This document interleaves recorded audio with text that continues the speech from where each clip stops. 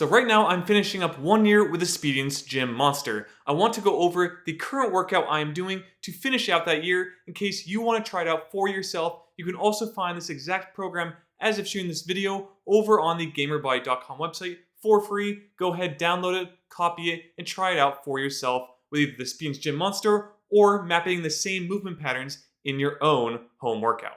So now let's take a look at day number 1, which is normally a Monday in my weekly workouts. For this, again, we will have 5 main exercises and the 1 warm-up, and that warm-up will be body weight squats. I tend to just like to hold on to the Speediance itself or a doorway or something like that, just to get a little bit of balance while doing the squat to get some depth. But from there, we will jump into our first exercise. And that first exercise will be the back squat with the Speediance. You will need the bar, as well as maybe a bar pad to help just with some discomfort, and setting up the cable on the platform in order to get the resistance in the proper way.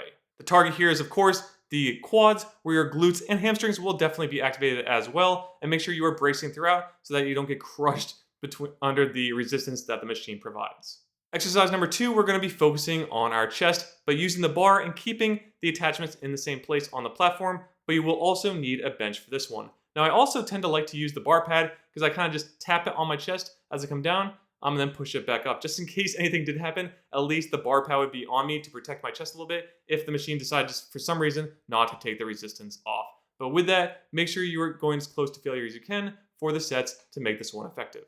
For exercise number 3, we're getting rid of the bar and moving over to handles, and also moving the attachment of the cable over to the vertical bars. Now, I like to use the R6 and L6 attachments, so those are labeled on the vertical bars themselves. You will also need a bench to sit on, and I like to also put my feet up against the angled kind of, I guess this is a support area, or also where there is a vent to help cool down the machine. But you place your feet on that, and then make sure you get into your seated row position, focusing on the mid-back doing most of the work, as well as the biceps activating as well to help pull the resistance as you are seating.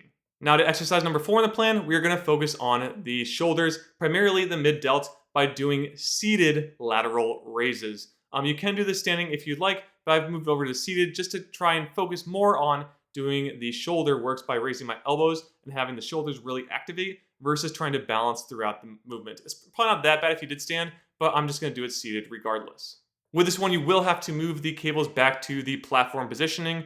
Again, you're using the handles for this and then sitting on the bench provided and just doing lateral raises until you can't do them anymore. And the last exercise, we're going to get rid of the bench, but keep the handles in the same position, and we're going to be doing calf raises. Now, if you are using the Speediance for this one and pick the calf raise exercise, it is a little different on this machine, and you may need to do a little mini squat for the machine to actually pick up the movement. When I did it initially, because the calf raise isn't that big a movement in general, it didn't actually move the cable enough for it to register a rep, so you might need to do a little squat between each one in order for it to activate. So that is it for day number 1, basically a full body exercise using the Speediance Gym Monster. With that, let's move over to the day 2, which is normally my Wednesday workout, to see what that looks like. Again, we have 5 main exercises with 1 warm-up, and the warm-up here is going to be body weight push-ups for 5 reps. After that, we're going to get into standing position by doing the overhead press. Now, you could do this sitting,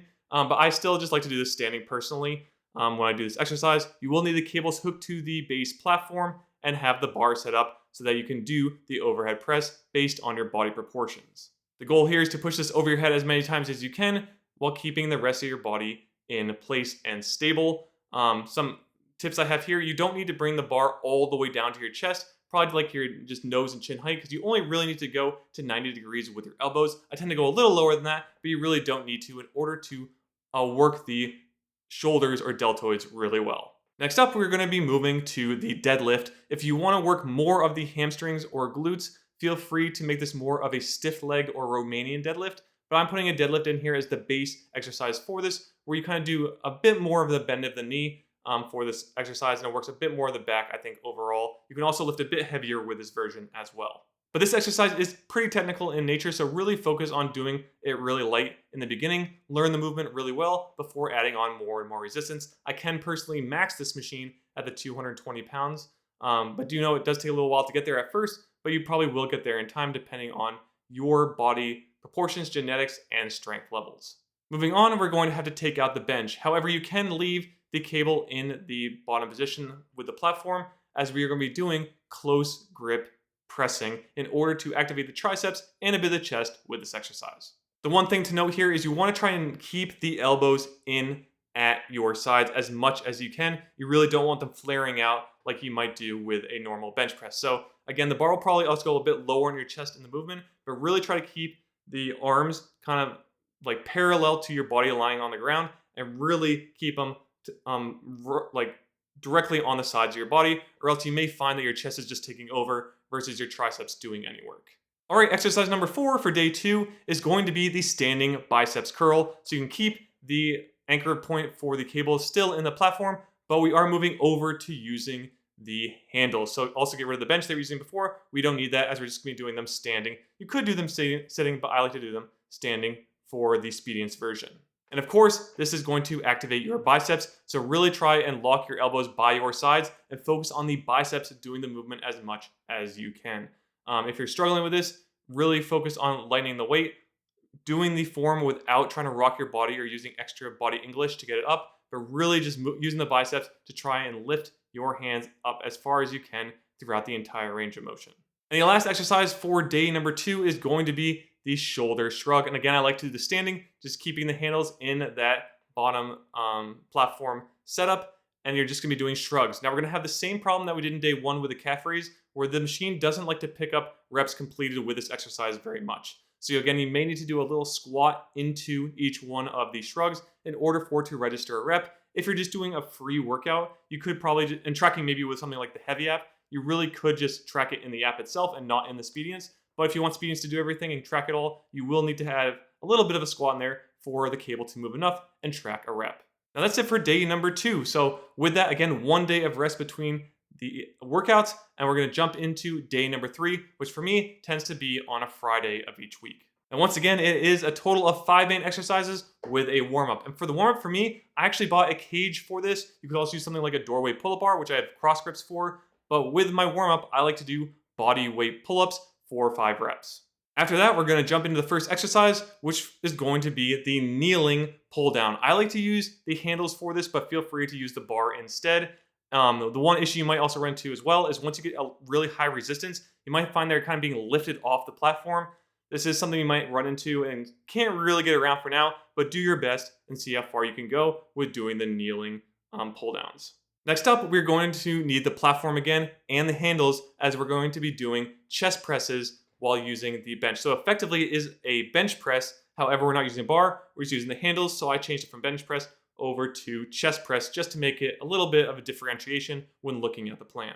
The one thing this does provide is a bit more range of motion, where you can bring your hands closer or adduct towards the midline of your body as you bring your hands up, kind of squeezing the chest a bit more in the movement, so you might feel a little bit more. But do know this is a really good way to kind of just have a bit more variety when doing your chest exercise throughout the week.